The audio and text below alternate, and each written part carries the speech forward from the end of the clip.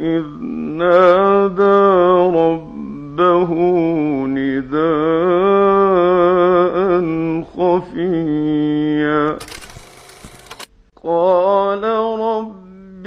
إني وهن العظم مني واشتعل الرأس شيبا ولم أكن بدعائك رب شقيا